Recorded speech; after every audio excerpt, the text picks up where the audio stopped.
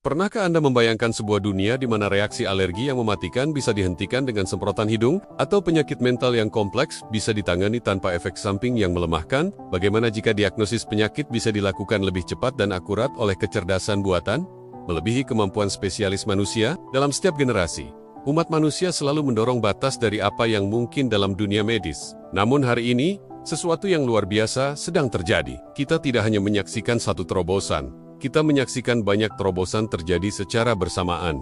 Dari semprot hidung yang bisa menghentikan anafilaksis, hingga kelas baru obat skizofrenia, sampai kecerdasan buatan yang mendiagnosis penyakit lebih cepat dari dokter spesialis. Selama beberapa dekade, ini hanyalah konsep. Hari ini adalah kenyataan. Selamat datang di terobosan medis terbaru. Semprot hidung untuk anafilaksis, obat baru untuk skizofrenia, diagnosis menggunakan AI, dan gelombang inovasi berikutnya.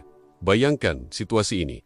Seseorang mengalami reaksi alergi berat atau anafilaksis. Detak jantungnya meningkat, napasnya menjadi sesak. Dalam hitungan menit, kondisi ini bisa berakibat fatal. Selama ini, satu-satunya penyelamat yang diandalkan adalah EpiPen, sebuah suntikan epinefrin. Tapi, mari kita jujur, dalam keadaan panik, menyuntikkan sesuatu ke tubuh bukanlah hal yang mudah. Anda harus memastikan dosisnya tepat, sudut suntikannya benar, dan tangan Anda tidak gemetar. Bagi anak-anak, orang lanjut usia, atau siapapun yang sendirian saat kejadian, setiap detik sangat berharga. Tapi sekarang, di tahun 2024, sebuah terobosan yang mengubah permainan telah tiba. Sambutlah semprot hidung epinefrin. Ya, Anda tidak salah dengar. Sebuah semprotan hidung sederhana yang disetujui untuk menangani reaksi alergi berat, termasuk anafilaksis. Tidak perlu jarum, tidak perlu teknik khusus, cukup semprotkan ke hidung. Mengapa ini begitu revolusioner? Pertama, tidak ada jarum. Ini menghilangkan ketakutan dan keraguan yang seringkali memperlambat tindakan pertolongan. Kedua, penyerapannya sangat cepat. Lapisan tipis di dalam hidung kita kaya akan pembuluh darah, memungkinkan epinefrin masuk ke aliran darah dengan kecepatan luar biasa. Uji klinis menunjukkan bahwa semprotan hidung ini bisa menghantarkan obat secepat suntikan, bahkan dalam beberapa kasus lebih cepat, karena tidak perlu menembus jaringan otot. Para ahli percaya inovasi ini dapat menyelamatkan ribuan nyawa setiap tahunnya. Bayangkan sekolah, restoran, dan tempat umum lainnya dapat menyimpan semprotan ini di kotak P3K mereka, siap digunakan oleh siapa saja tanpa pelatihan khusus. Ini bukan sekadar inovasi, ini adalah revolusi dalam pengobatan darurat yang membuat keselamatan lebih mudah diakses oleh semua orang. Sekarang, mari kita beralih ke bidang kesehatan mental. Sebuah area di mana inovasi seringkali berjalan lambat. Skizofrenia adalah kondisi kompleks yang memengaruhi lebih dari 24 juta orang di seluruh dunia. Selama lebih dari 70 tahun, pengobatan utamanya tidak banyak berubah. Obat antipsikotik konvensional bekerja dengan menargetkan reseptor dopamin di otak. Meskipun efektif untuk beberapa gejala, obat-obatan ini seringkali datang dengan harga yang mahal. Efek samping seperti tremor, kenaikan berat badan yang drastis, kelelahan ekstrem, dan perasaan mati rasa secara emosional membuat banyak pasien merasa seperti mereka kehilangan sebagian dari diri mereka. Mereka mungkin tidak lagi mengalami halusinasi, tetapi mereka juga tidak bisa merasakan kebahagiaan. Kini, sebuah kelas obat skizofrenia yang sama sekali baru telah muncul, dan ini adalah perubahan paradigma. Obat baru ini tidak menargetkan dopamin. Sebaliknya, ia bekerja pada neurotransmitter yang berbeda, glutamat. Glutamat adalah neurotransmitter paling melimpah di otak kita, bertanggung jawab atas fungsi belajar,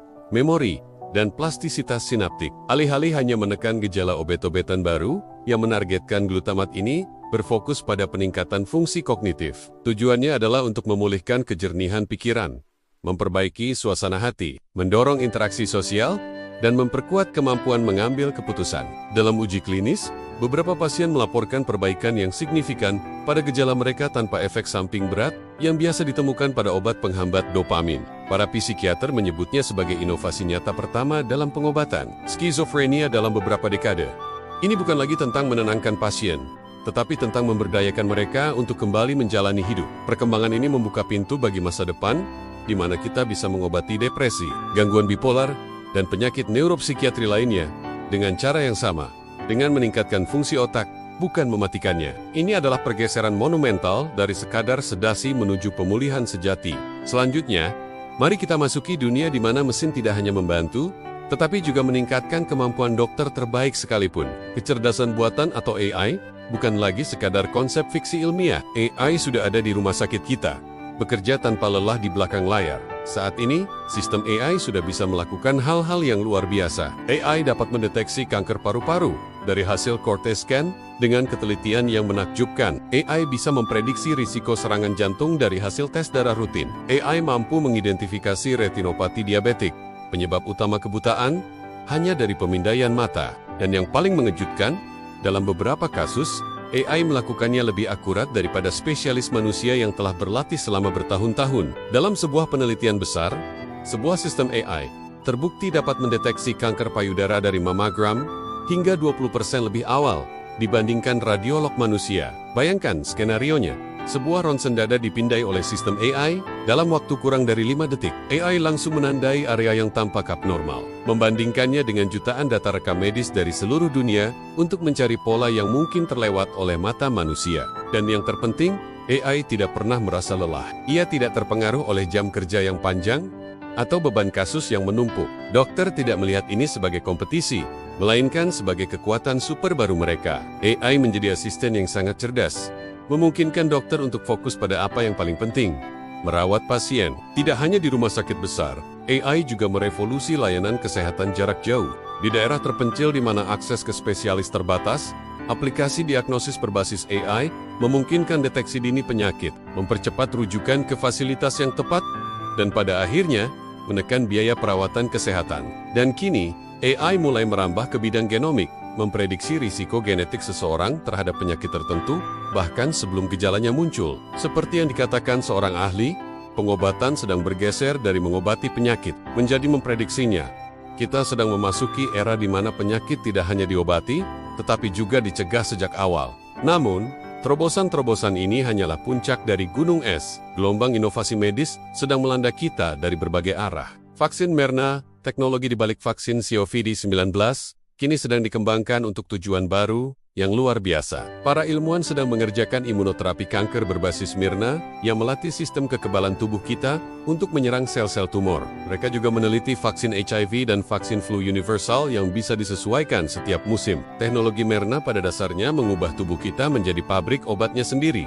Kemudian ada CRISPR, teknologi pengeditan gen yang dulunya hanya ada di ranah fiksi ilmiah. Kini, CRISPR digunakan dalam uji klinis untuk mengobati penyakit genetik yang sebelumnya tidak dapat disembuhkan. Pada beberapa pasien dengan kelainan darah langka seperti penyakit sel sabit, terapi CRISPR telah mengurangi gejala secara signifikan. Sampai-sampai dokter mulai menggunakan kata sembuh.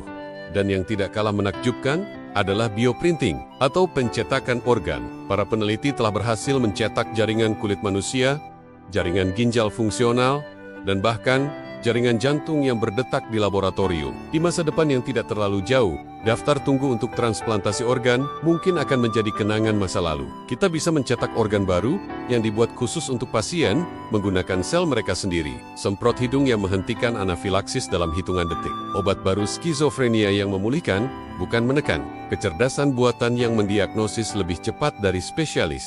Ini bukan lagi pengobatan masa depan, ini adalah pengobatan hari ini. Umat manusia sedang menulis ulang batas-batas kemungkinan dalam kedokteran, dan dekade ini akan dikenang sebagai saat kita berhenti hanya mengobati penyakit dan mulai mengakali penyakit itu sendiri. Kita berada di ambang era baru kesehatan manusia, dan perjalanannya baru saja dimulai. Jika Anda merasa video ini bermanfaat dan membuka wawasan, jangan lupa untuk menekan tombol suka, bagikan kepada teman dan keluarga Anda, dan subscribe channel ini. Karena pengetahuan dapat menyelamatkan nyawa, dan masa depan dunia medis ada di depan mata kita. Terima kasih telah menonton.